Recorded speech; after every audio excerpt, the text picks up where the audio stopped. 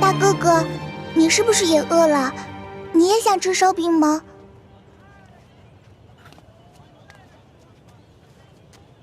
小妹妹，哥哥不饿，是哥哥的妹妹饿了。你能把这张白面烧饼分给哥哥一半吗？等将来，哥哥一定还你10张肉饼。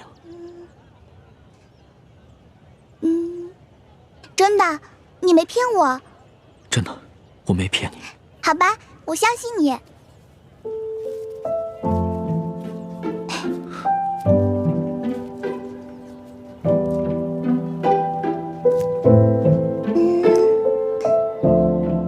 你将来要请我吃肉饼，这块大的给你吧。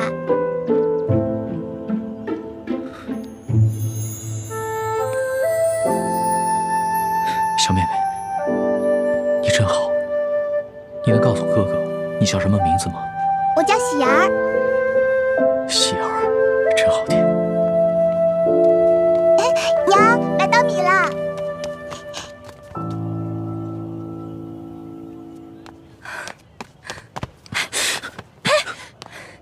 哪来的没脸的东西，居然敢骗一个小孩子的烧饼！这个烧饼可是我当罗培家的银簪子才换来的，居然被你骗去一半。这个大嫂，我没有骗你，我只是暂时落了难。等我回家有了钱，我一定还给你10张烧饼。还？你骗谁呢？这年头，休说你一个叫花子，就连官府都不讲信用。说好的每人每户1两银子1担米，结果呢？只是给了这么点发了霉的陈年糙米。你们淮阴县也是如此吗？哪年赈灾不是如此？府里的灾民上能领到少许白米白面，到了我们县里，就只剩下这发了霉的陈年糙米了。再到下面各个乡村，剩下的就只能是糠皮了。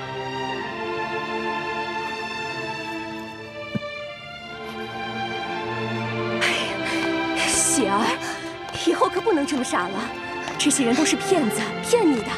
喜儿，你一定要相信哥哥，哥哥将来一定会还给你10张肉饼的。我呸！还不快滚！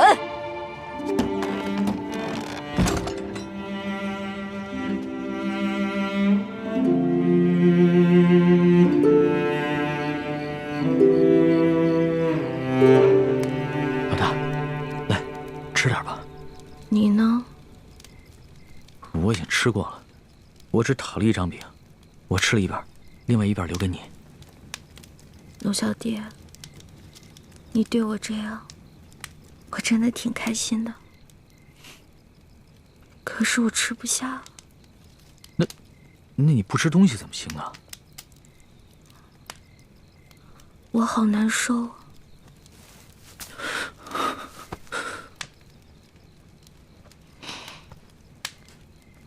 龙小弟，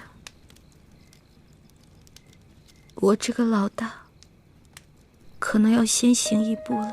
别说胡话，咱们2个可是拜过把子的，说好了要难同党，同生共死的，所以为了我，你一定要撑下去。我尽力吧。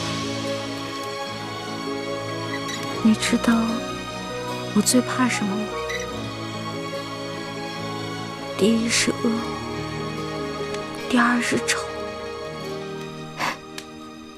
第3就是死。龙小弟，我也好想陪你回京城。可以的。我还想去收那些你欠我的利息呢。放心吧，人不死，账不烂，你一定好好撑着。要是你不在了，我赖账了怎么办？你不会赖账的，你还会整顿吏治，革除疾病，让老百姓过上好日子。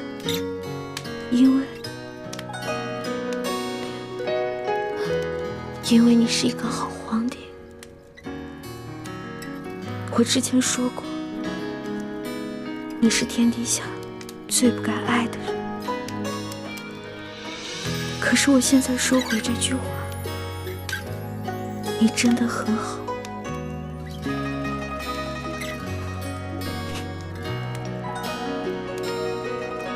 谢谢，谢谢你，老大，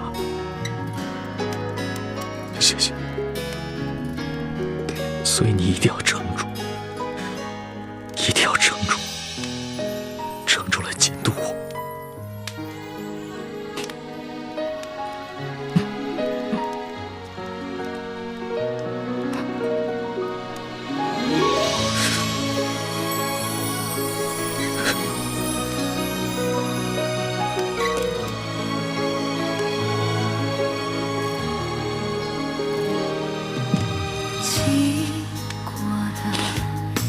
龙小弟，你哭了。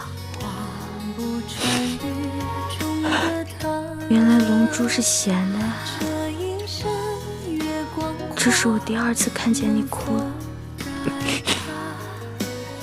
其实，我原本以为，在我父母死了以后，我就已经是铁石心肠，不会再哭了。没想到，上一次我是为了百姓。而这一次，只是为了你一个人。有你这句话，我死也知足。老大，你不会死的，老大，你不会的。老大，老大，老大，花儿，老大，老大，老大。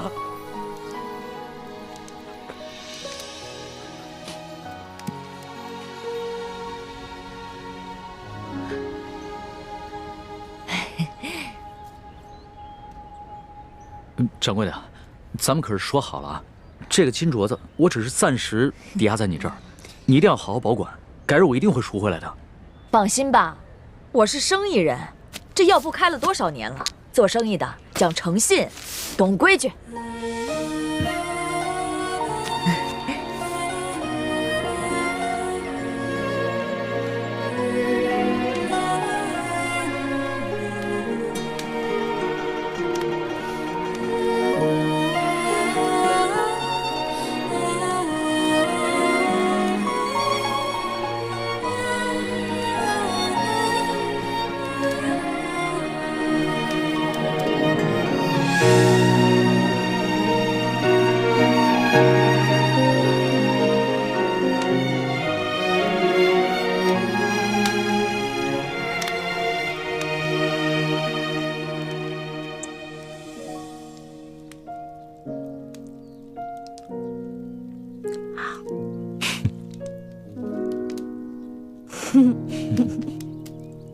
傻死了，你干嘛一直看着我笑啊？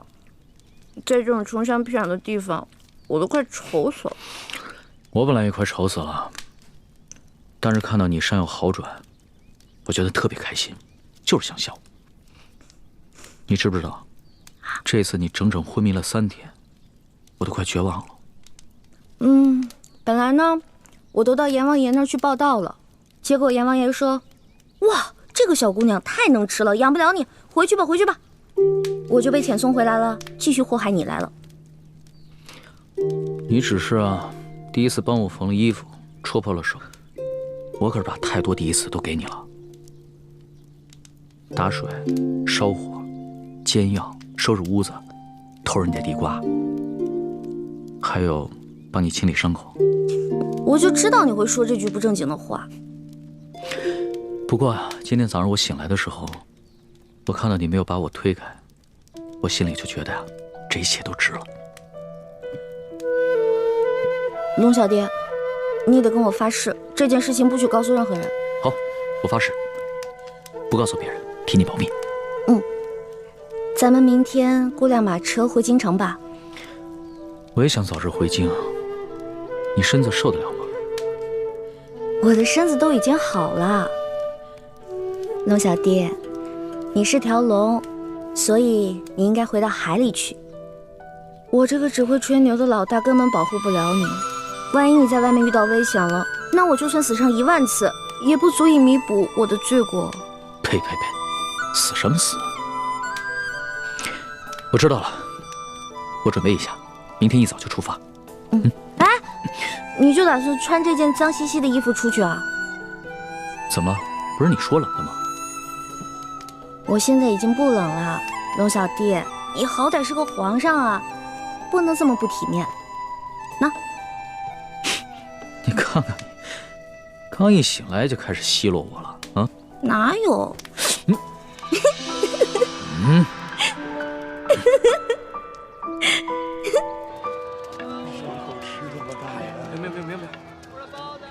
客官，您的药都包好了，来，您拿好。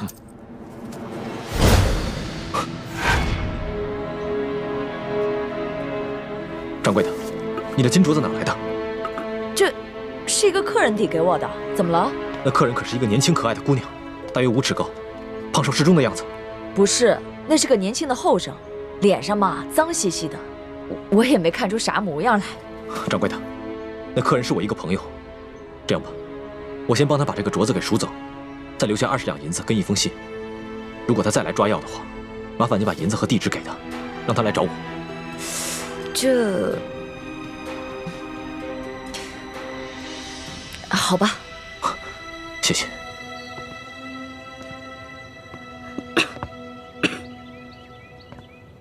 龙小弟怎么还不回来？是不是发生什么意外了？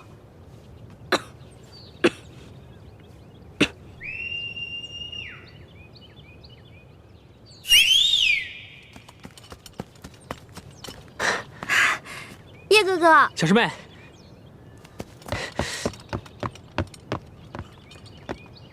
叶哥哥，你怎么才来啊？我早就来了，这几天我四处寻你，可我发出的讯号，你为什么一直不给我回应啊？我这2天不是重伤昏迷了吗？所以就没听到你的信号。你昏迷了？嗯，伤得这么重？没事儿，你看我现在都好。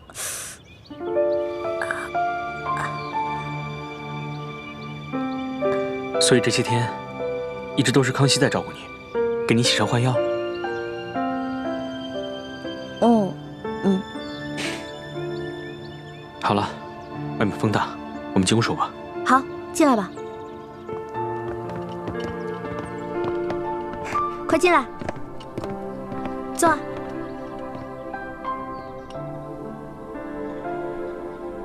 这屋子里怎么就只有1张床？那这些天你和康熙……叶哥哥，你千万别误会，这2天我晕得七死八活的，什么都不知道。康熙是一直在照顾我，但我们什么都没有发生，真的。算了算了，你这次大难不死，已经是不幸中的万幸了。你放心吧，我会替你保密，不会告诉大师兄的。还是叶哥哥好，叶哥哥最好了，什么都替我着想。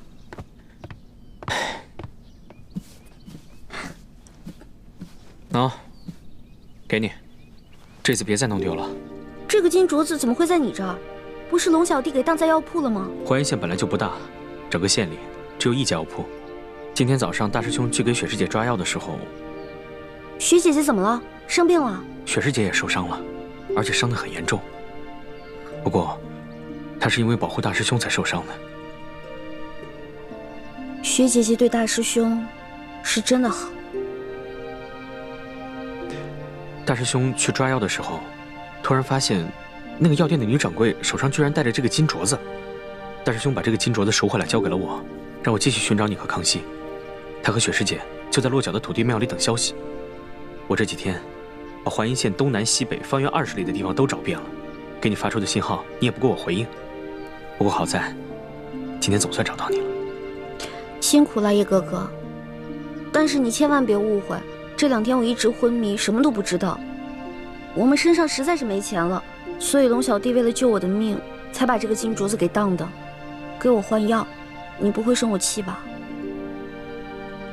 我当然生气了，不过我气的不是你最终把这个金镯子当给了药铺，而是你为什么不早点拿它换钱抓药啊？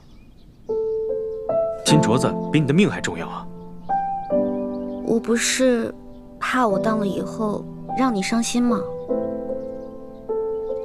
有你这句话，我就很知足了。哎，叶哥哥，天马上就要黑了，你赶紧走吧，不然等龙小弟回来该看见你了。好，那我现在就去告诉大师兄，让他和雪师姐来找你会合。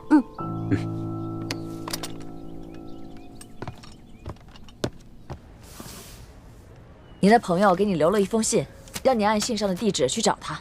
谢谢掌柜。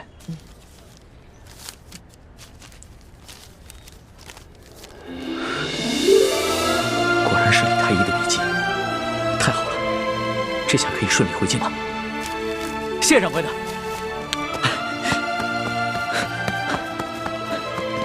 哎，小哥，小哥，我想请问一下，这10里铺的土地庙怎么走啊？前面转个弯就到。不过这土地庙出事儿了。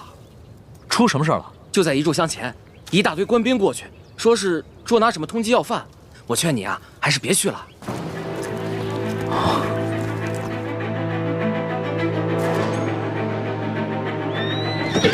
撤！站住！快抓住他们！站住！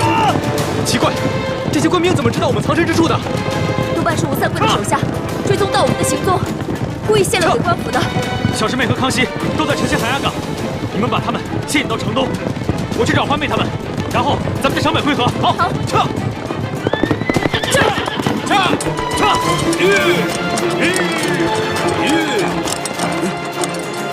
这2个才是通缉令上的要犯，不要中了调虎离山之计。追！撤！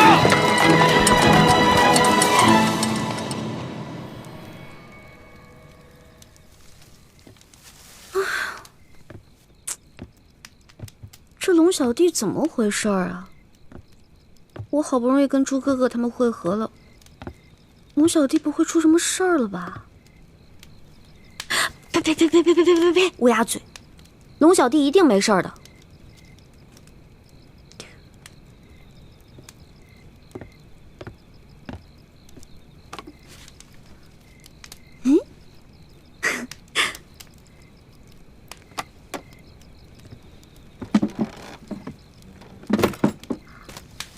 孔明灯哎！哦，我知道了，原来这家是靠做小手工维持生计的，后来逃难了，所以这些东西就放在这儿了。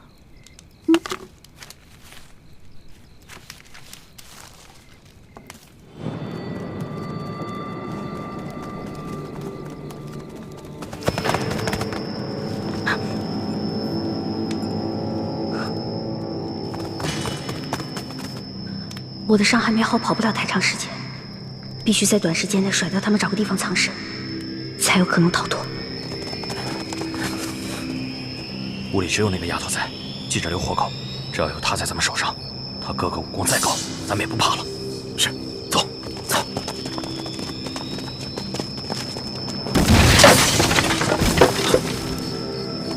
不对，快追！这边，快！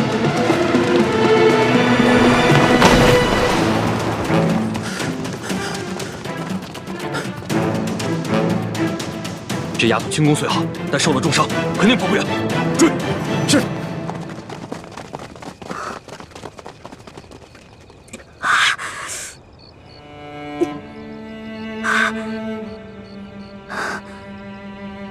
一环，别怕，你一个人逃了，只回了一个李一环。可龙小弟若是活着，就能救天下无数苍生的性命。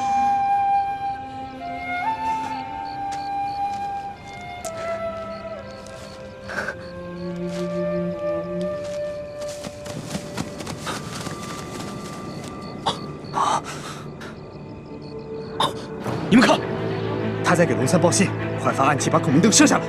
不行，这狗有巡查暗器都射不到。先抓住那丫头，走。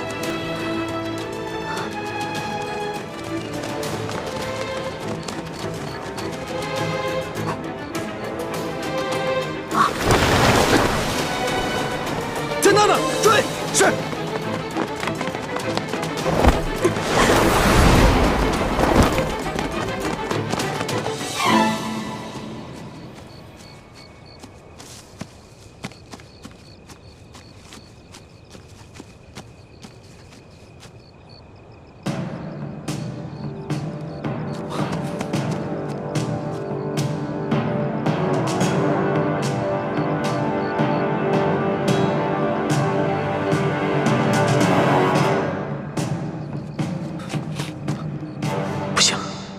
我走了一婚怎么办？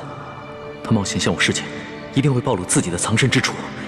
他轻功虽好，但此刻重伤未愈，一定会很危险。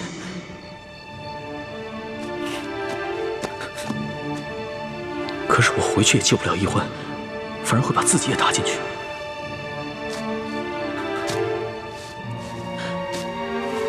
易欢几次为我不顾生死，我却自顾自逃了。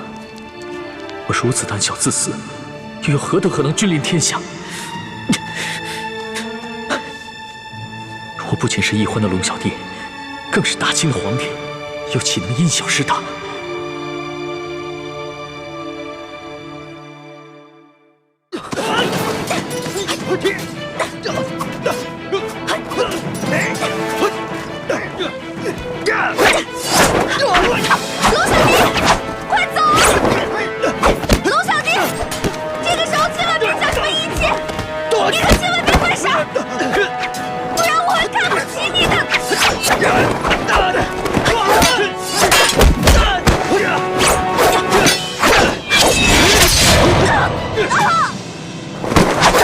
死丫头，轻功那么好，武功却平平。现在我刺伤了你的脚，看你怎么跑！带走。是。起来。龙小弟，你快逃！千万别管我！快逃啊！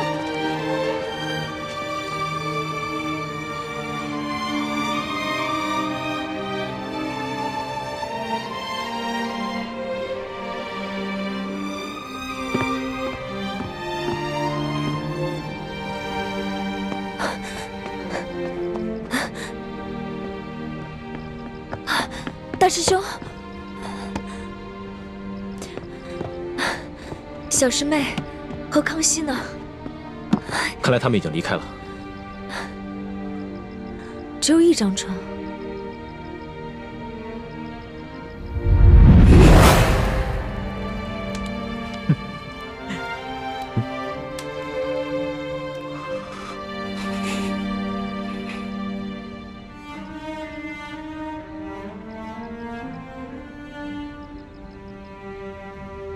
大师兄，倾城，你没事吧？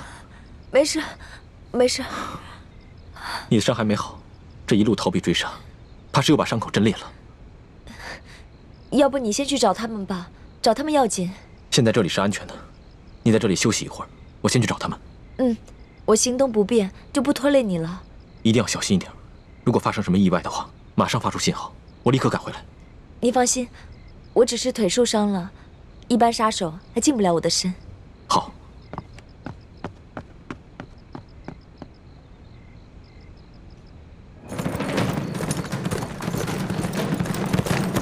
唱。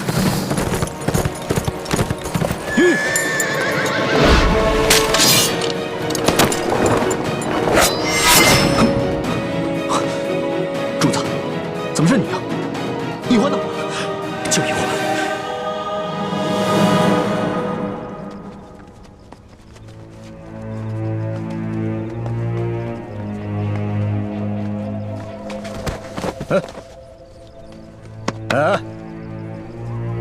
起来！刚才跑得跟飞似的，这会儿装死。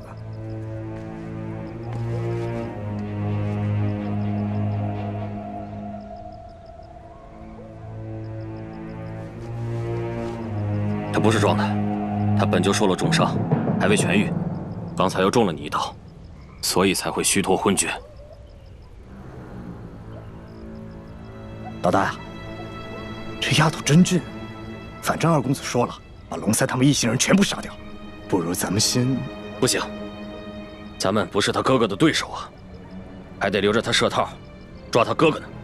哎呀，咱们只是玩玩嘛，尽量怜香惜玉点，别弄死他就行了。也好，老子也实在忍不住了。拿着刀。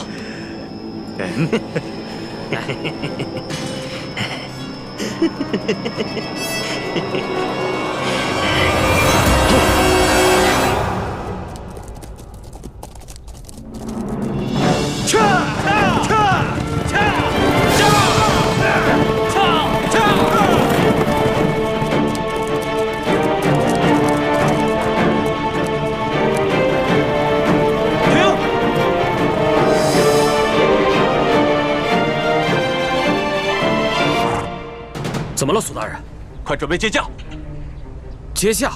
皇上在哪儿啊？那个穿补丁衣服的就是皇上。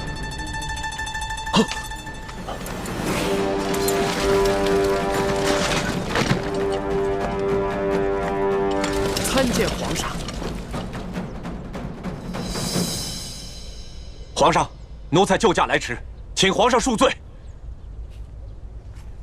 你要是再晚来几天，说不定朕就要去见先皇和太祖皇帝了。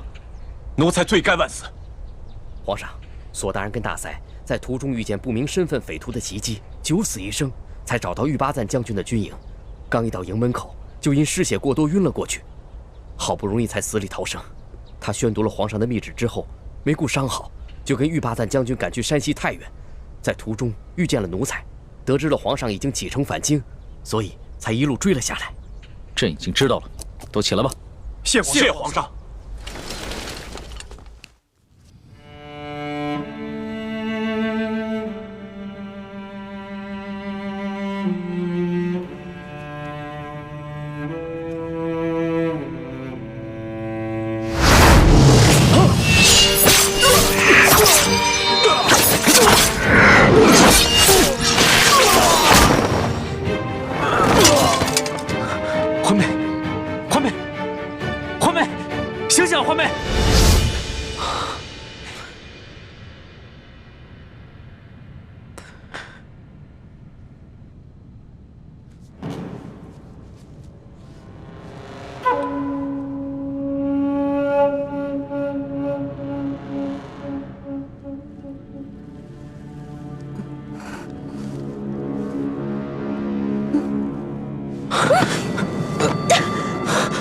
你干什么？你干什么？我滚！小师妹，我走。小师妹，我也是一时冲昏了头，情不自禁。情不自禁？你还有没有一点廉耻心？你明明知道我跟大师兄定了亲，我是未来大明的太子妃啊！你还知道你跟大师兄定了亲，是未来的大明太子妃？那你还跟康熙？你可以和大清的狗皇帝亲热，我亲你一下，就变成了不知廉耻是吧？你怎么能说出如此的话？你走！我不想再看见你了。小师妹，我错了，我错了。那要不我现在带你去找大师兄啊？你是不是一直知道大师兄在哪儿等我们？你为什么不带我过去？你把我抱进山洞，到底想干什么？走！滚！我数3个数，如果你再不走的话，你再不走我就咬死自己。好，我走。3，我走。滚！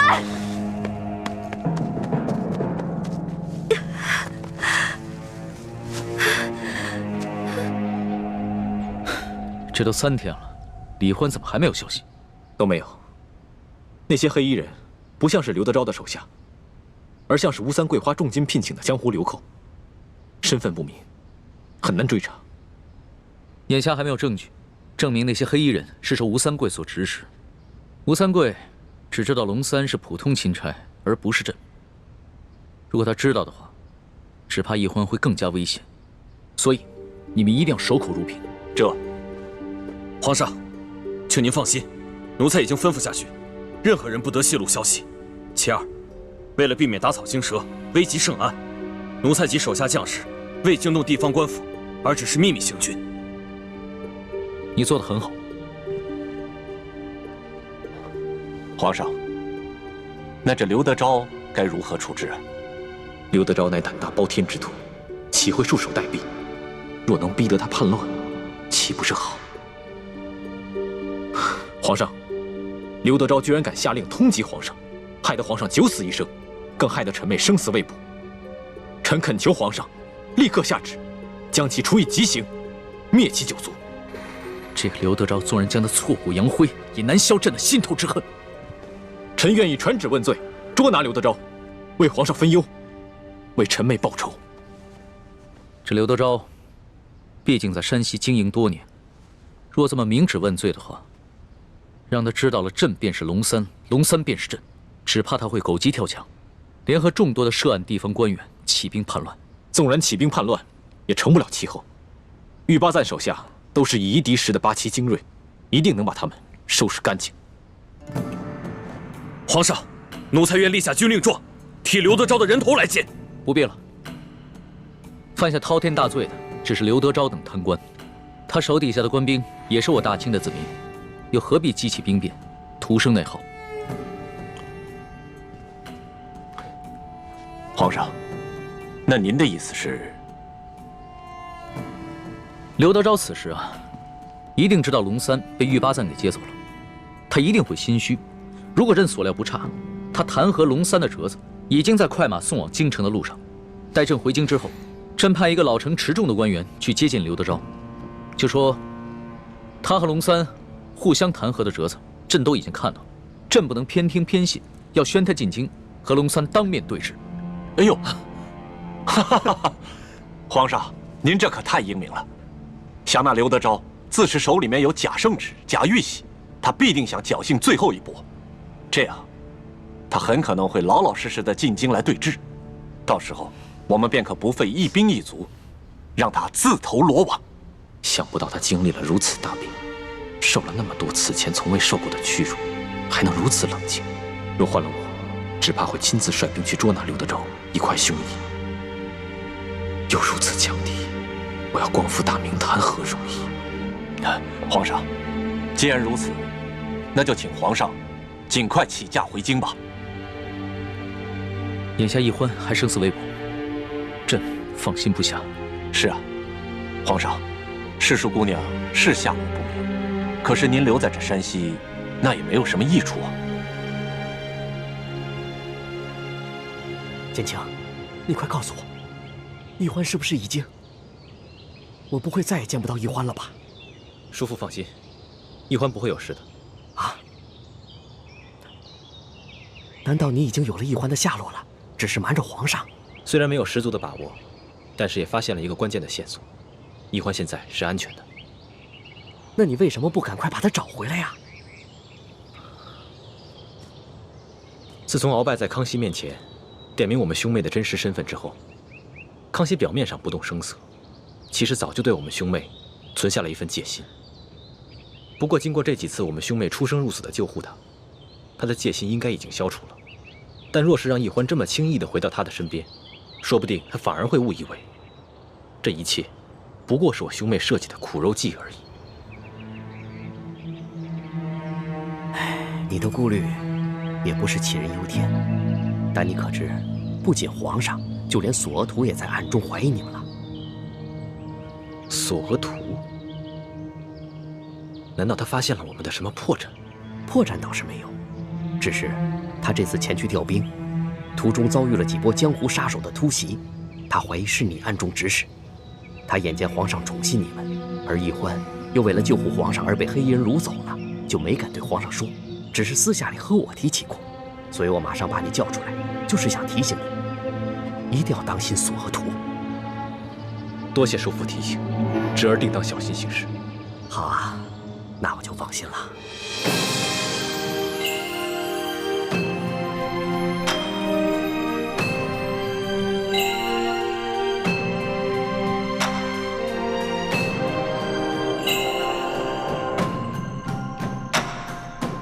皇祖母，可是有皇上消息了。索额图派人送来了密奏，他跟玉八赞已经顺利的接驾，皇上平安无事。阿弥陀佛，妾身这悬着的一颗心，也总算是放下来了。不过皇上目前不想回京。为何？皇上在索额图搬取援兵之时，接连遭遇了官兵和几路神秘杀手的追杀，幸亏李氏兄妹舍身相救，才脱离了险境。李焕为了引开杀手，下落不明，生死未卜。这李奕欢本来就是奴婢之身，为皇上牺牲乃是分内之事。难道皇上为了寻他，就这么一直不回京了？索额图密奏说，皇上的遭遇追杀和李奕欢的失踪都甚是蹊跷。难道这一切都是有人布的局？来，娘，你先吃。娘不饿，你吃啊。娘骗人，我明明听到娘肚子在咕咕叫。喜儿，还认得我吗？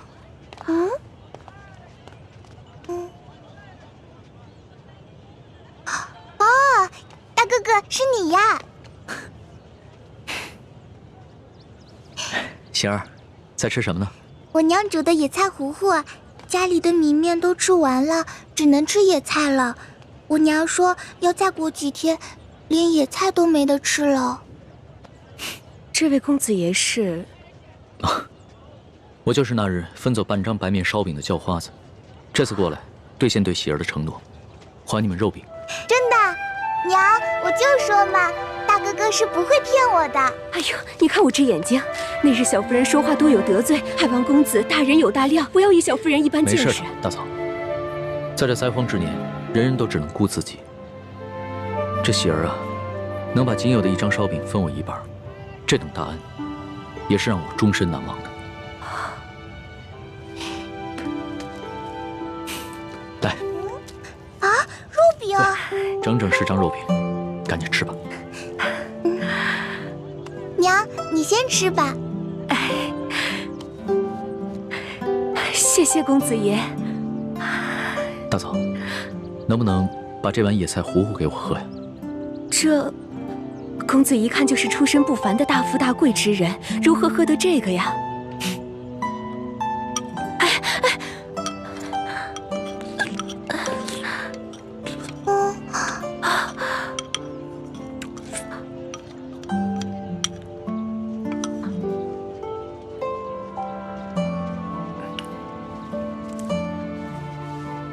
大嫂，这是周钱。这可如何使得？没事，收下吧，这是我欠你们的。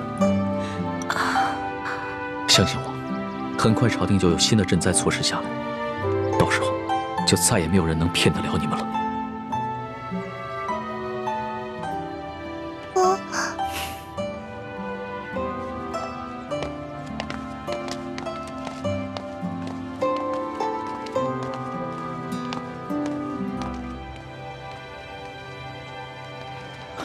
李太医，眼下医患还没有消息，但是我已经决定明日回京，你不会怪我吧？主子言重了，主子乃万圣之尊，不宜久离京城。而且太皇太后已经传来懿旨，催主子回宫了。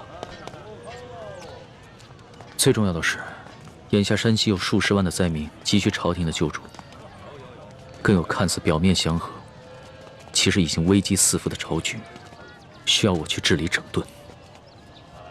这也是奕婚为何宁可牺牲自己，也要救我的原因。所以，我不能辜负他。主子能以国事为重，是臣妹之幸，更是天下百姓之幸。请主子安心返回京城，寻找营救臣妹之事，就交给臣去做吧。臣正在想办法，通过一些江湖人士，打探那些黑衣杀手的下落，相信很快便会有消息。那一切都拜托你了。其实，在我的心里，你已并非我的臣下，而是我的朋友。奕欢更是我唯一的红颜知己。如果他那将是我穷尽终生都无法弥补的遗憾。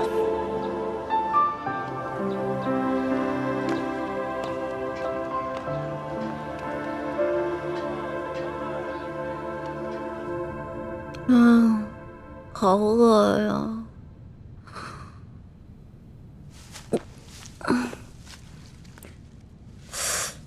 伤也好的差不多了，要不然出去找点吃的。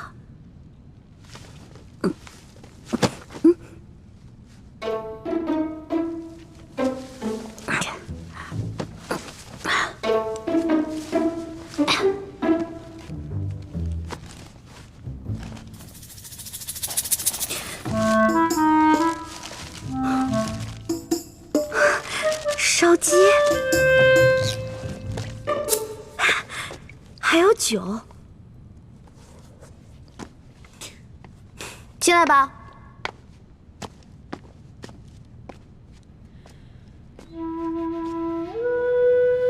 我不是说让你滚了吗？我滚了，我真的滚了。可是你的伤没好，我不放心你。而且我算了一下，我留给你的水啊、干粮还有药，你差不多也应该吃完了，所以我就又回来了。你如果真的关心我，就应该把我的行踪告诉朱哥哥，让他来接我。没脸见他。我前不久做了一个很怪的梦，我梦见有个人跟我开玩笑，我推开他，还让他滚。不过现在我的伤好的差不多了，那个怪梦我也都忘了。真的啊？哎，不好的梦，忘了就忘了吧。但是下不为例。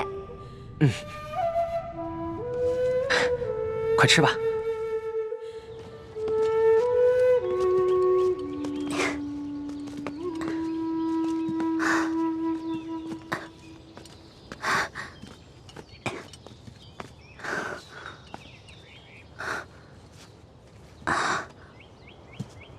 康熙和大师兄他们就在前面5里外的林子里扎营，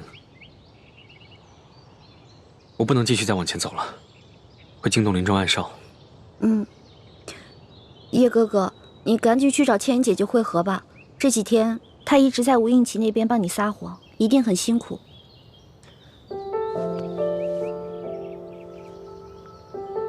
信号弹你拿着，等我走了以后再放。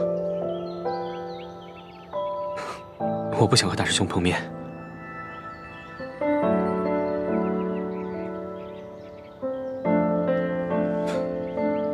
好好照顾自己啊。保重啊，叶哥哥。你也是，京城再见，保重。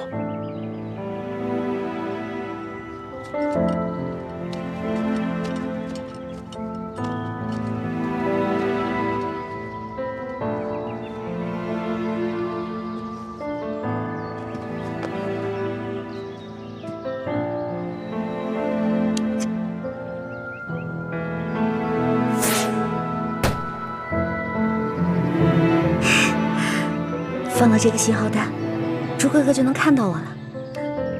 如果朱哥哥和龙小弟知道我平安归来的话，肯定像两个小傻子一样，嘿嘿，乐疯了吧？朱哥哥，你得快点来接我啊！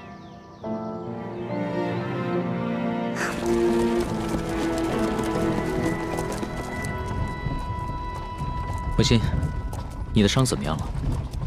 已经没有大碍了，多谢皇上关心。以前在宫里啊，朕只觉得你温婉博学，知书达理，没想到你还如此有胆有识，屡次不惜性命救朕。就只此一点，整个后宫无人能及你。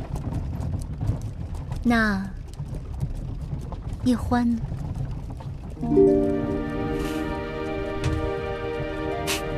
叶欢他也是朕的知己，朕也想将他纳入后宫，只不过他始终都咬定不肯，而且他已经许配过人了。哦，对了，皇上，臣妾有一事要向您禀报。雪嬷嬷的病已经好了，只是她伤心我爹的死，想为我爹守灵3年。臣妾未向皇上请示，便自作主张的准了，还望皇上恕罪。雪嬷嬷忠心护主，就由她去吧，这些小事你自己决定就行了。是。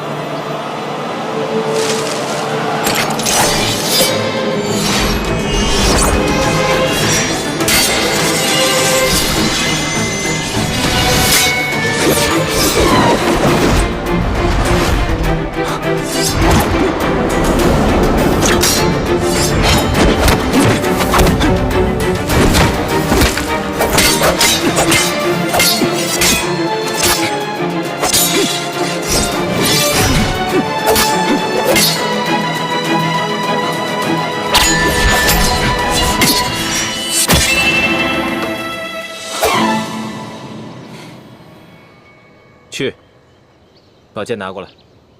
再来。不必了。论武功，从小到大我从未赢过你。不只是武功，其他任何方面，你也永远赢不了我。是，我永远都比不上你，从身份到能力。那你还痴心妄想，跟我抢一欢，自不量力。大师兄，你误会了，我从未想过和你抢小师妹。幻妹是不是在你手上？我今天早上就把她送回清军营地了，你没见到她吗？她能平安回来就好。这几天，我一直四处寻找你们，没有在营地里。你怎么知道？是我救的一欢。那夜，我找到康熙以后，就去追踪那批黑衣人的下落。结果发现，他们全都被人一剑毙命。你的剑法我再了解不过了，就知道是你及时赶到，救下了一欢。可我还是去得晚了一步。小师妹的脚被他们给刺伤了，失血过多，已经昏了过去。我只好找了一个安全的地方给她疗伤。既然这样，你为什么不送她回来？也没有给我发信号。我给你们发了那么多信号，你居然一个都没有回应我。不要给自己找借口。是男人，就要敢做敢当。好，我敢做敢当，是因为我太久都没有见到小师妹了。好不容易见到她，我不想那么快就跟她分开。我只是想好好照顾她几日。真的只想照顾她几日这么简单？大师兄，你这么说，侮辱了我这个师弟不要紧，你还侮辱了一欢，更侮辱了你自己。好，我暂且相信你。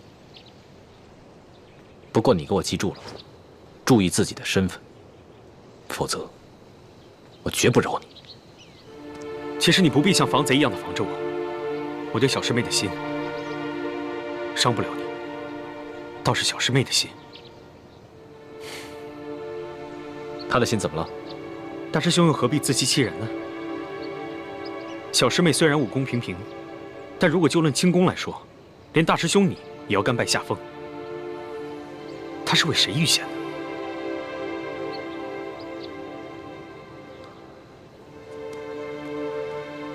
这没什么。我跟倾城也救过康熙，我们都不过是想利用他，颠覆大清朝廷而已。大师兄既然如此说，全当小弟多嘴了。我还要赶去跟樊师姐会合，先告辞了。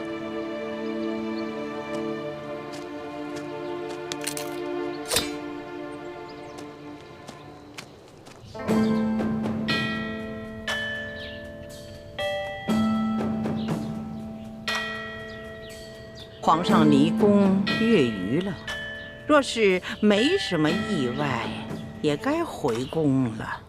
妾身心里也是这般想的，今儿一早很早就醒了，就盼着皇上能早点回宫。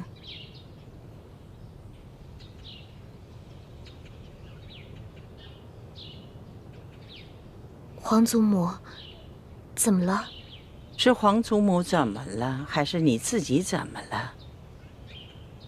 你今天这个妆啊，化得太浓了，这服饰也太讲究了一点吧？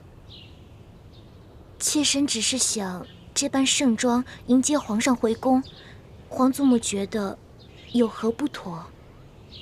今天你浓妆艳抹，其实呢，是想讨皇上的欢心。哀家明白。但是你没想到啊，皇上在外面历尽磨难不说，那个李易欢，至今还下落不明呢。他心里一定是不安静啊！你这样一来，不是适得其反了吗？皇祖母提醒的是，妾身现在就回去换一身装束。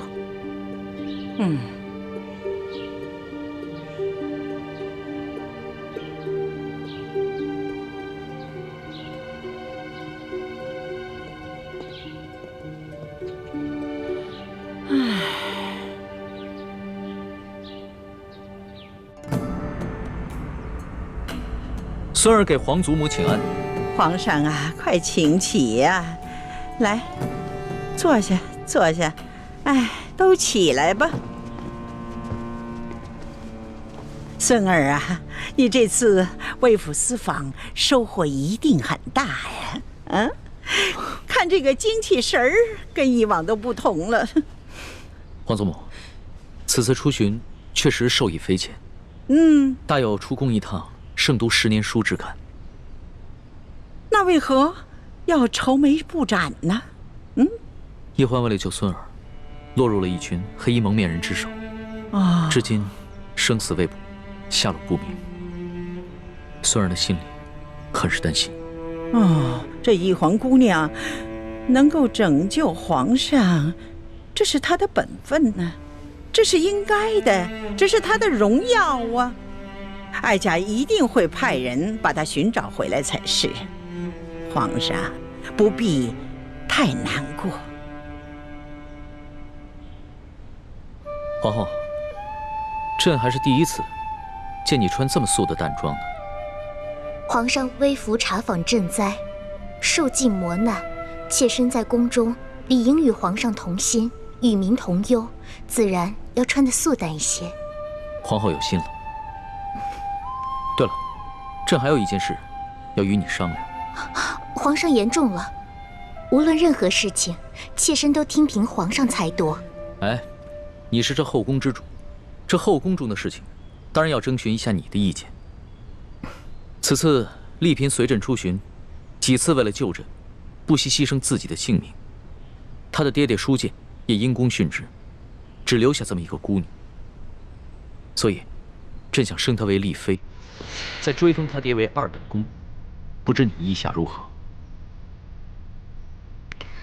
丽嫔妹妹温柔贤淑，妾身平常也一直很偏疼她。此次出行又护驾有功，自当嘉奖。皇上升丽嫔为妃，乃是后宫大喜之事，妾身十分赞同皇上的决定。好，那丽嫔升丽妃的典仪就交给你办了。妾身自当用心操持，皇上尽管放心。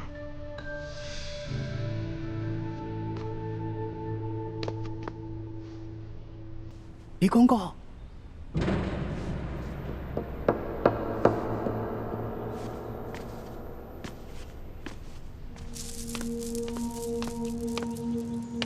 叽叽喳喳的，怎么这么没规矩？什么事？之前皇上不是吩咐过，一旦有侍书姑娘或者李太医的消息，就立刻过来禀报吗？怎么样？可是有易欢的消息了？回皇上的话，暂时还没有侍书的消息，只是李太医回来了。皇祖母，那就让皇后在这陪您聊会儿天儿。虽然先行告退。恭送皇上。怎么样？你可找到易欢？他可安好？他不是回营地跟皇上会合了吗？没有啊。怕是他回营地的时候，你们已经撤走了。当时还算安好，只是脚受了点伤。现在怎么样，我也不知道。你怎么会不知道呢？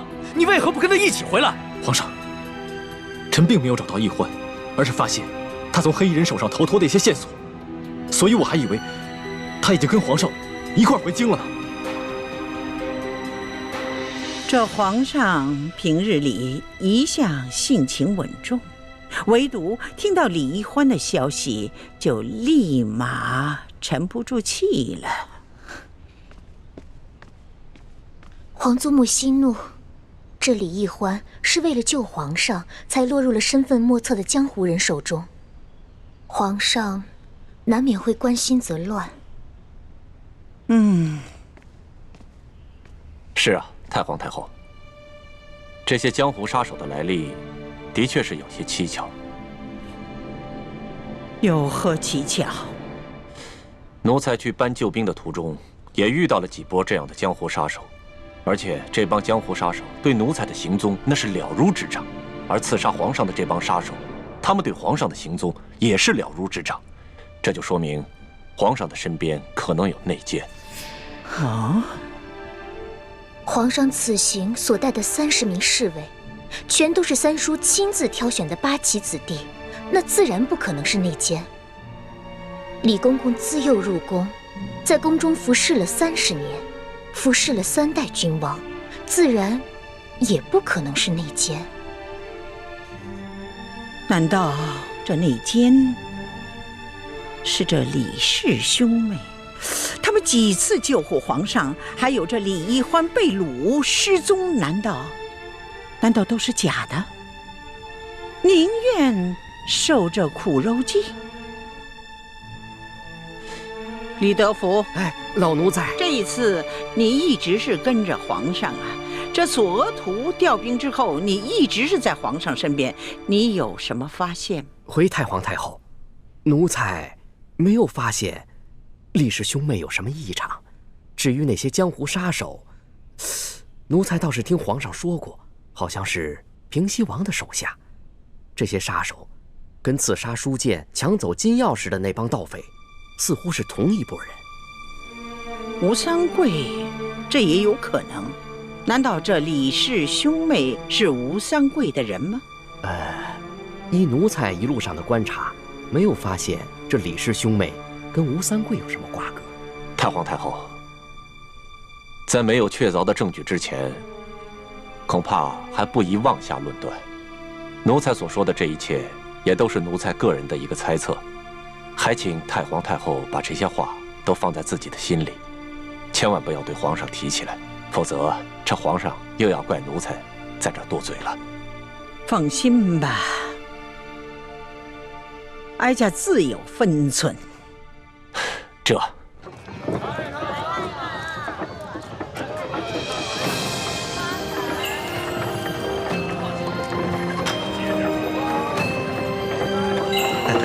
小兄弟到了。哎呀，谢谢你啊，给钱。客气啊，谢谢。不客气。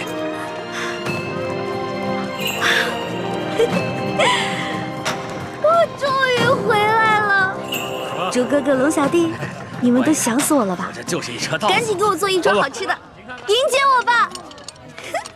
哎呀！大人，这有刀，抓起来！别动，别动！放开我！别动！那小子跟他是一伙的，抓起来！国父万大明，大明万岁！别动！哎，你们干什么？你们抓错人了！我不认识他，我腿脚不好，我搭车的，我跟他不是一伙儿。那你跑什么呀？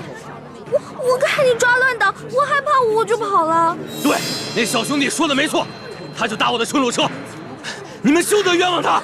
啊！你越是着急撇清，爷我心里就越明白。带走！哎，我不是，你给我老实点！还敢说你不是乱党？寻常女子哪会女扮男装、掩人耳目的？给我一起带走！不冤枉！走！哎呀，我自己会走。大人，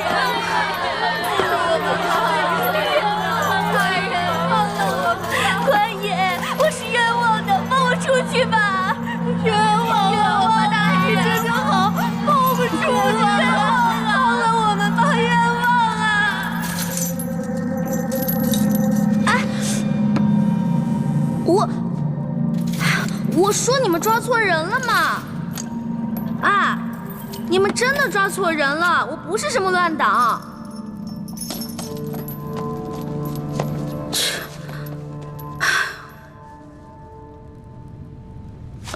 啊，你们都是乱党啊？我不是，我家是开馒头店的。有一天，官爷到我们店里抓走2个工人，说他们是反清复明的乱党，还说我是他们的同伙。任我百般辩解，他们就是不信。我也不是啊，我家邻居出了个乱党，官爷就把我邻居全家还有相邻的几户人家全都抓走了。我就更冤枉了，我只不过是看附近菜市有一个老乞丐挺可怜，我就时常接济他，没想到那个老乞丐居然是乱党，官爷就说我资助乱党，不由分说的把我全家都给抓了。小孩真可怜，你们都放心吧，既然大家都不是乱党，官府早晚会查清楚，放咱们出去的。妹子，你就别想了，一旦进了这里，就别指望能出去了。这些年到处闹乱党，京城闹得特别厉害，这顺天府尹就喜欢抓乱党。听说只有活抓进来的，没听说有活着放出去的。那他们总不能滥杀无辜吧？还不是为了钱吗？听说他们每抓一个乱党，都会获得不少封赏，按人头点，抓的乱党越多，封赏就越重。咱们呢，可都是他们的摇钱树。那他们这样冒领封赏、欺君罔上的，难道不怕皇上砍他们头吗？皇上高高在上的，不出深宫，又怎会知道这里的猫腻啊？更何况，就算他有所知晓，只怕宁愿错杀100，也不肯放过一个。咱们贱民的命啊，在皇上眼里，也不过如蝼蚁一般。不是的，皇上不是这样的，皇上很体恤百姓的，他是个好皇帝。小妹妹，你怎么知道皇上不是这样的？难道你见过皇上？没有。我们家之前有个亲戚在皇宫当差，他跟我说的。皇上若真是圣明天子，这下面的官爷又怎敢如此乱来啊？你们等着。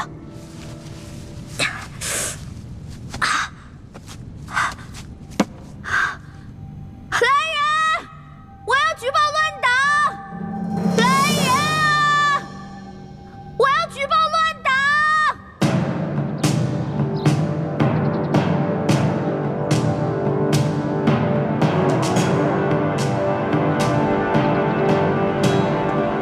你说我们抓错了人，你不是乱党，是皇上身边的笔墨侍书李义欢。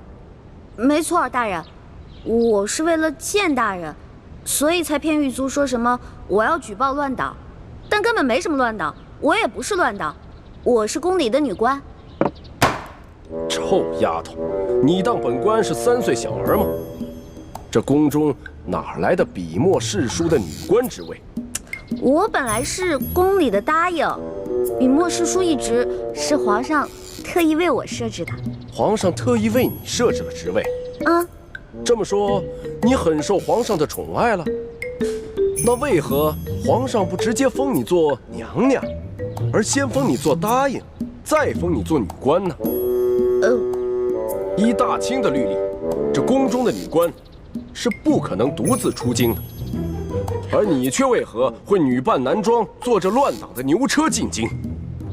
那车夫，本官已经审问明白了，他此次进京的目的，就是为了纠结一帮同党，行刺朝中的要员。不是，误会了。我这1个多月前跟皇上去山西微服私访，结果这途中啊遇到了歹徒抢劫，我跟皇上就走散了。你们听听，难怪这臭丫头敢加入乱党，原来是一个无知无畏的疯丫头。皇上怎么可能去山西微服私访？这1个月来，皇上的确罢了朝，但皇上天天都在宫中与太皇太后潜心礼佛，为大清祈福，缓解旱灾。你这谎撒的也太匪夷所思了吧？不是，这皇上是怕自己泄露了行踪，才托辞说什么罢朝礼佛的。你要不信的话，你可以去问皇上呀。你以为本官和你一样疯了吗？敢拿这么可笑的话去问皇上？再说了，你以为皇上是想见就能见的？这1年之中，本官也不过是在上朝之时，远远的瞧上皇上一眼罢了。可我说的都是真的呀！够了，本官可没工夫听你在这慢慢的编故事讲笑话。快说，你究竟姓甚名谁，家住何处？为什么要加入乱党？在这京城之中，还有哪些人是你的同伙？我叫李义欢，但我真的不是乱党。要不然你去问问那个索额图索大人，他知道。索大人可是皇上跟前的第1红人，本官岂会为了你一个疯丫头去找索大人讨骂？那你去问问那个太院的李建清，李太医，他是我哥哥。你这故事越编越离奇了，感情满朝的要员和你都是非亲即故，越是如此信口雌黄、东拉西扯，本官就越相信你就是图谋不轨的乱党。来啊，把他押入刑房，本官要亲自审审他。大人，冤枉啊！我真的不是。不招，招不招？不招，不招，招不招？不招是吧？不招是吧？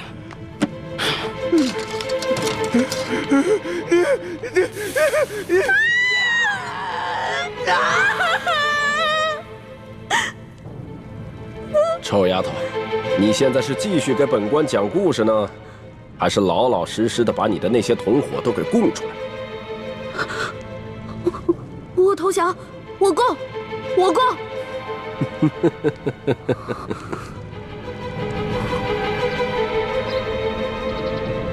本官看你和寻常女子不同，有些胆识，想来在乱党中的地位一定不低，你供出来的同伙一定很有价值。大人英明，虽然我同伙不多，但是他们的地位都很高，他们都潜伏在紫禁城里，伺机刺杀皇上。哦，这可是大案呐！你的同伙叫什么名字？我同伙，我只知道他有个代号叫龙三，我跟他有一套特殊的接头暗号。如果大人您需要的话，我可以引蛇出洞，将功赎罪。好，快说快说。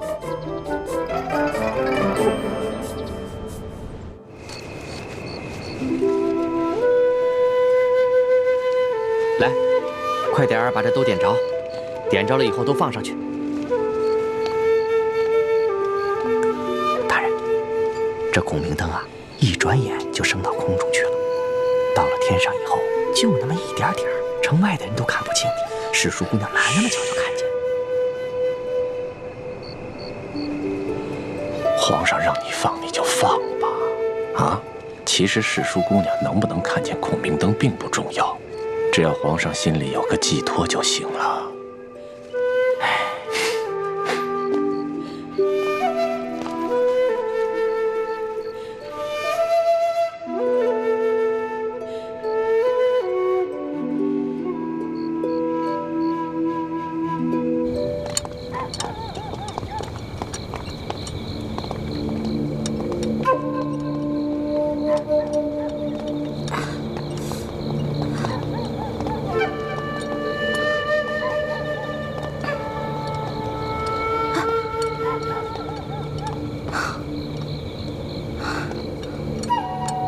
这放孔明灯，真的是你和龙三的接头信号？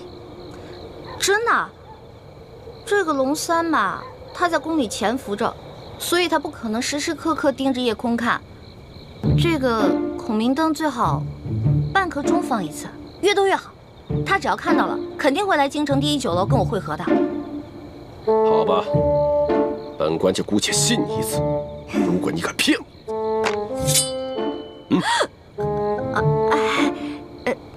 大人，咱有话好好说，能别这样吗？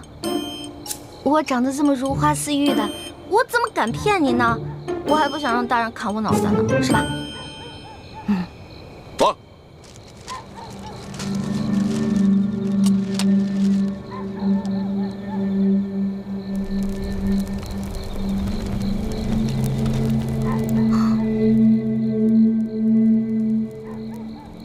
龙小弟、猪哥哥、雪姐姐、叔父，你们几个一定要没事了就多抬起头来瞧瞧夜空啊！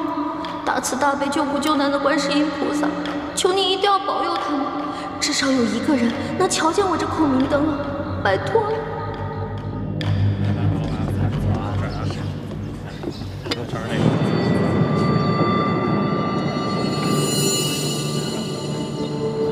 大人，我要的烤鸭怎么还没上啊？正在做，你别急。你的同伙龙三怎么还没有来啊？正在来，您别急。臭丫头，今天已经是第3天了。本官按你说的，在紫禁城东西南北几个门已经放了有3天的孔明灯了。要是你的同伙还不出现，那你就一定是在戏弄本官。本官一定会砍了你的头的。大人您别急嘛，龙三肯定会来的。大人，您想啊，这龙三潜入宫中当奸细，那他行事肯定十分小心啊。您想引蛇出洞，对不对？那就得有点耐心呐。龙小弟、朱哥哥、薛姐姐、叔父，难道你们这3天都没有瞧见我放的孔明灯吗？你们要是再不来救我，我可就要被砍头了。客官，您的菜来了。客官，您的酒往这儿慢用。酒楼里的小二怎么都这么脸生呢？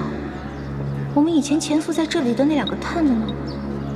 难道都换人了？烤鸭来了，2位，您的烤鸭。2位慢用。糟了，这个也不是我们的人。那我们安插的那2个人呢？难道今天全都轮班休息？你要的烤鸭已经到了。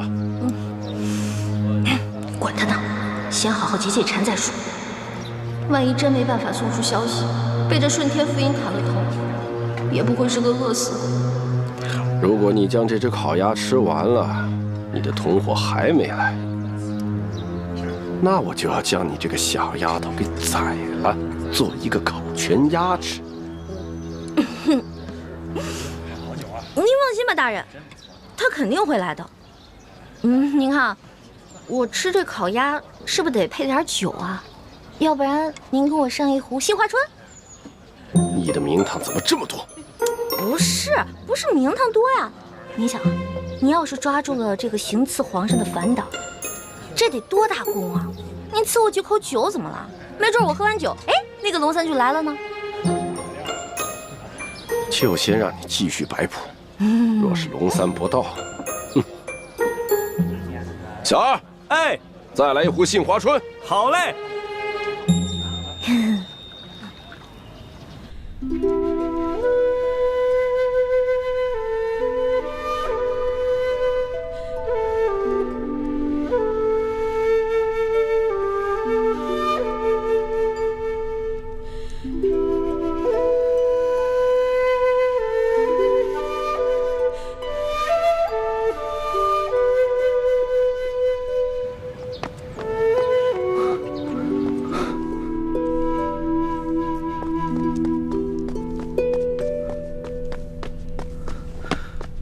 微臣参见皇上，快免礼。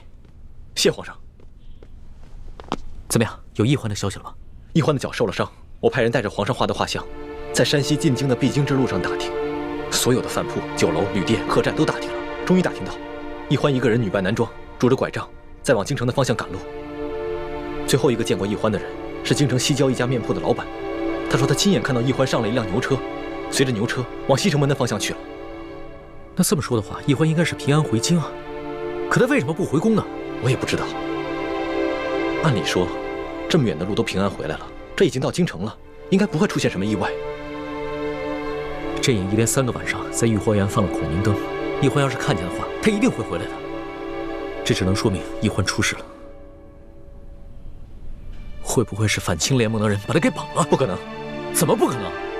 这反党在朝中一定会有奸细。若是知道了奕欢和朕的关系，那难保不会打奕欢的主意啊！皇上，臣听说那些反党虽然处处跟朝廷作对，妄图恢复朱明王朝，但是却从来不敢绑架妇孺幼童的勾当。那要不是反党的话，那又会是谁呢？这吴三桂和刘德昭的爪子再长，也不会伸到天子脚底下来啊！再说了，奕欢就算脚上有伤，那他也是有一些功夫的，寻常的地痞流氓根本就拿他没办法。到底落在了谁的手里？微臣也觉得此事有点蹊跷。眼下，只能多安排人在四处打探了。你一定不能大张旗鼓，必须暗中查访，要不然的话，一环就更危险了。微臣明白。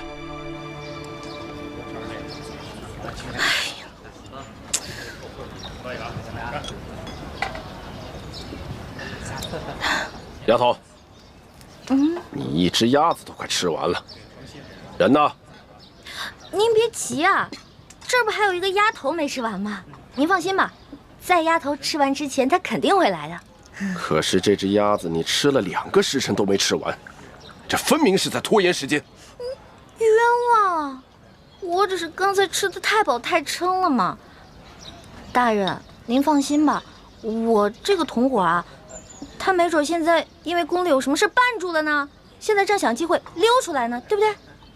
反正您放心吧，他肯定会来，已经等了2个时辰了，那也不怕再等会儿吧，是吧？好，本官就最后再信你一次。要是到了天黑，龙三还不到，本官可就没有耐心了。会来的，会来的，一定会来的。龙小弟、朱哥哥，我已经黔驴技穷了，你们要是再不出现，我可就真完了。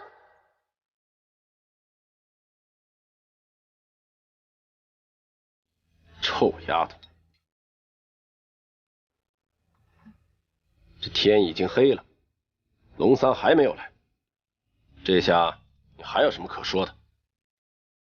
这不刚吃完一个鸭头吗？我估计还有1炷香的时间，龙三肯定就到了。够了，臭丫头，你好大的胆子，连本官也敢戏弄？没有啊，我怎么敢戏弄您呢？我真的有个同伙叫龙三，潜伏在宫中。大人，大人，那个车夫终于招了。根据他的招供，卑职把另几个潜伏在京城的乱党一网打尽。但那个车夫说，这个乘坐他牛车的小丫头只是顺路搭车，不是他的同党。哦，当真？卑职问过另外几个乱党，他们都说这个小丫头不是他们的人。你看，你看。原来你果然在戏弄本官。大人，明明一开始我就说我不是乱党嘛，您说的呀，要打要杀的，所以我才胡乱招供的。可你一开始也没说实话，而且还敢冒充皇上身边的女官，那不是被吓糊涂了吗？我只好胡乱编瞎话了呗。现在好了，既然事情已经查清楚了，那是不是可以放小女子走啦？多谢大人。站住！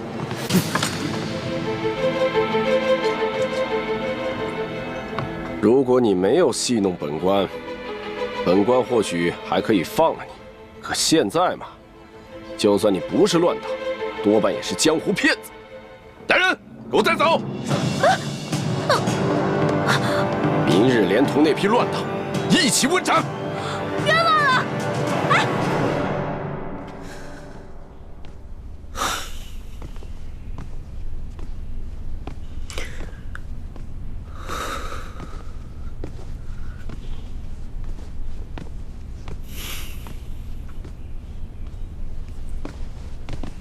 皇上，您不必担心，世淑姑娘吉人自有天相，一定不会有事的。可是朕的眼皮跳个不停，心里也有些发慌。朕总觉得一环好像遇到了什么危险。皇上，您这是关心则乱了。皇上，微臣参见皇上。起来吧。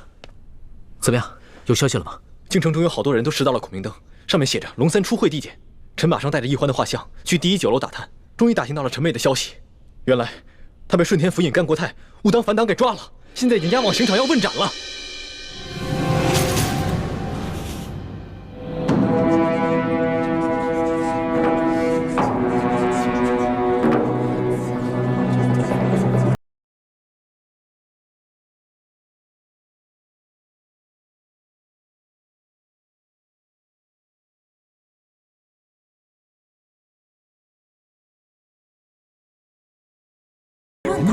乱党可什么乱党？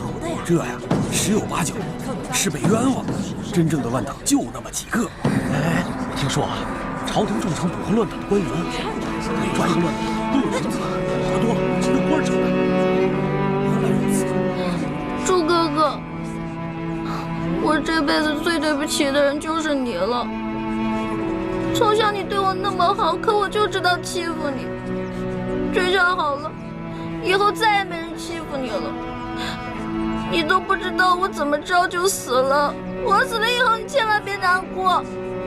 你找一个嫂子，好好对她。我会在阴间祝福你们的。臭丫头，你嘀嘀咕咕说什么呢？还想耍什么把戏？大人，我真的没耍把戏，我之前真的没骗您。其实我说的那个同党根本不是我的同党，他是我的结拜兄弟龙三。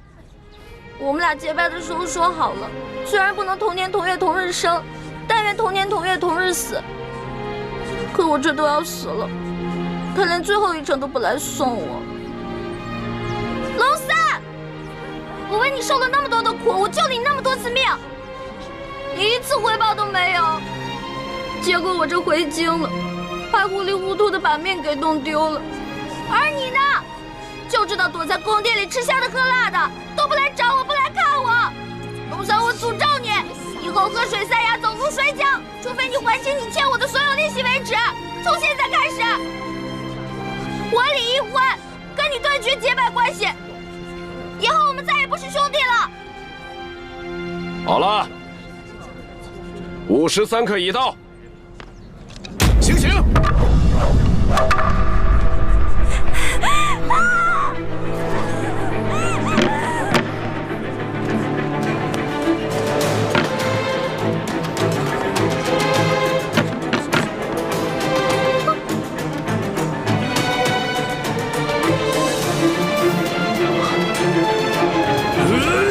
刀下留人！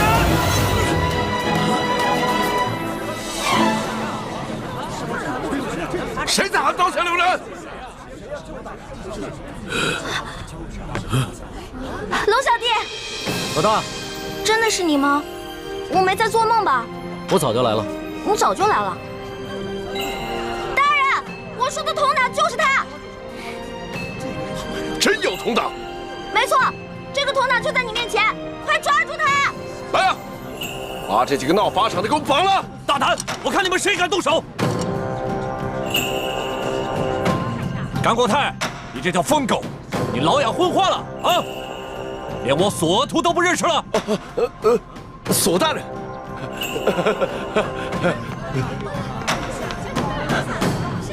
索大人，您怎么来了？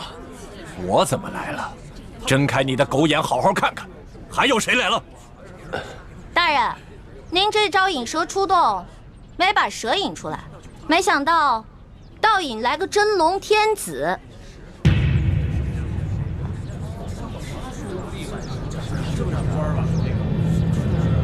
跪下！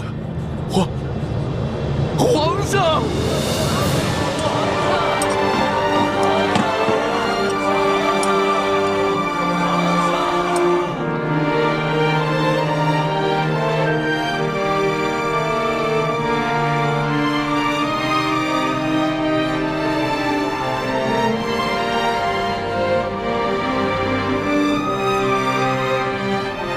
各位臣民，各位百姓，朕接到密奏说，顺天府尹甘国泰贪赃枉法，为求加官进爵，竟大肆抓捕良民，冒充反党，滥杀无辜。朕现在就下旨，对所有在押的乱党全部重新审理，无罪者当场释放，对过往同类案件也全部重新审查，如系冤案，全部平反，并由朝廷进行抚恤。皇上圣明！皇上圣明！皇上圣明！皇上圣明！今天虽然救下欢梅，还有其他几个联盟的兄弟，却又让康熙收获了民心。顺天府尹甘国泰贪赃枉法，草菅人命，证据俱在。来人啊，摘取他的顶戴花翎，移交刑部审理。这皇上饶命啊！微臣知道错了，皇上饶命啊！走，微臣知道错了，皇上饶命啊！传妹，哥，让朕来。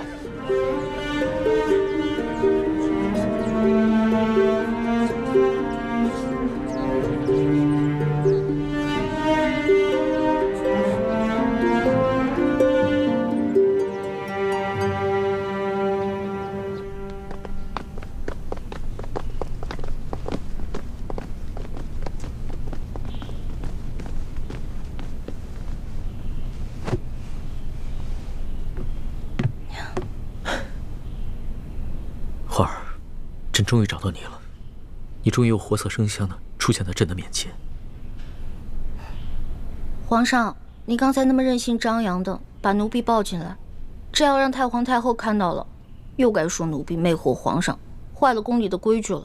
朕顾不了那么多了，你放心，有朕在，谁都伤害不了你。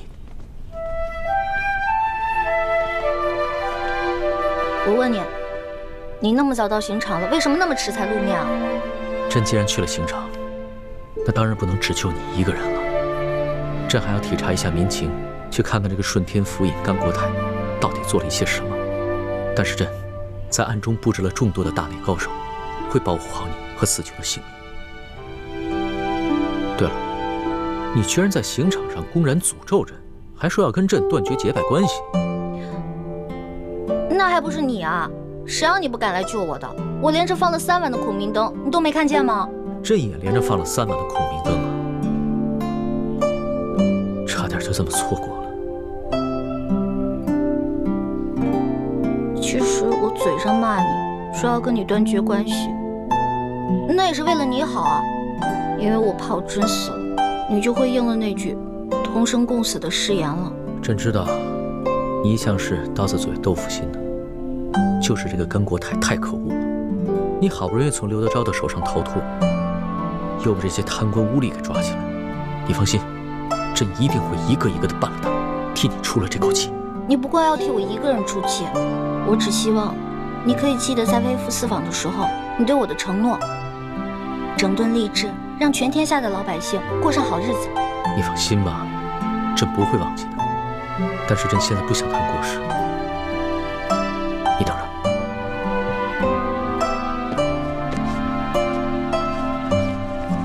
花儿，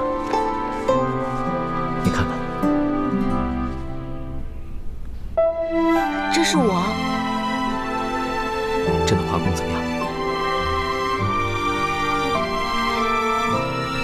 也就比我高那么一点点吧。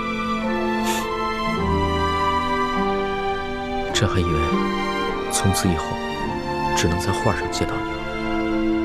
我也以为我永远都见不到你了，龙小弟。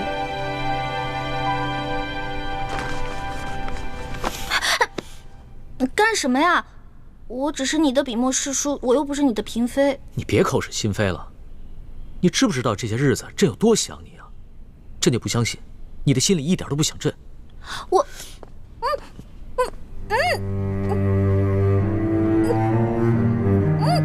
放开我！怎么了？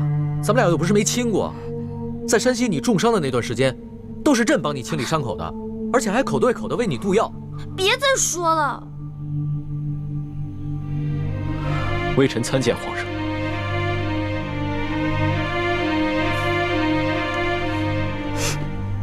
进来吧。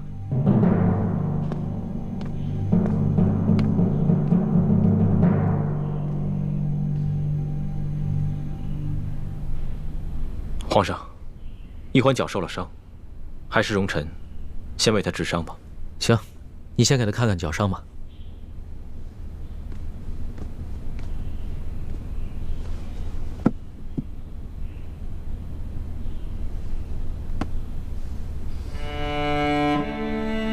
怎么样？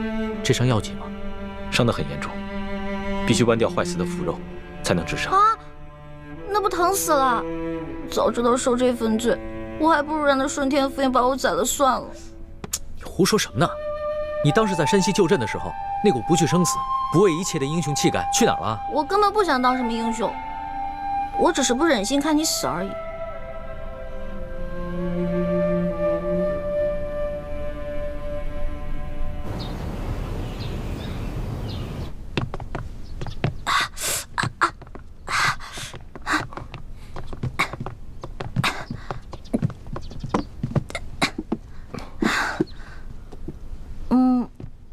行了，我这没什么事儿了，你们先下去吧。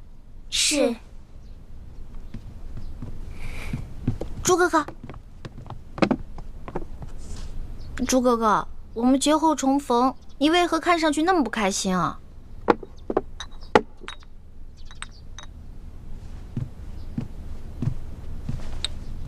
小平内服，大平外敷。我是欠了你钱了，还是偷了你的米了？这脸臭的跟死鱼烂虾似的。世叔姑娘好生歇着吧，下官告退了。哎呀，怎么了？脚疼。活该，谁让你逞能？真的特别疼。你是脚疼，我是心疼。真正心疼你那个人，是我。朱哥哥，你看，你没事说这些话干嘛呀？哎，说好了，刚才我一个劲儿的跟你说话，是你不理我的。你知不知道这段时间我有多着急，像疯了一样到处找你？可你呢，居然愿意为了康熙这个狗皇帝，舍弃自己的性命。你知道我心里多难过吗？因为他是我的龙小弟，我们是结拜兄弟，他有难我肯定要去帮的。如果他换作是你，我也一定会不惜性命去救你的。原来，在你心里，他已经跟我一样重要了。你自然是要比他重要一些的。如果有一天我们兵戎相见，你会帮谁？我自然还是会帮你的，朱哥哥。也不知道你现在说的话还有多少是真的。但就算你说的是假的，只要你还愿意撒谎哄我开心，我也把它当成是真的。欢美，你记住了，不许再为康熙以身涉险了。因为他如果没有你，他还可以继续做他的大清皇帝，还有他的3宫6院72妃。而如果我没有你，我真的是生不如死了。朱哥哥，你没有了我，你还有光复大明的大业啊！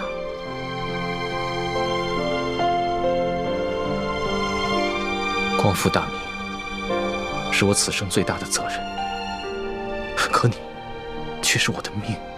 如果没有你，那我做什么都没有意义了。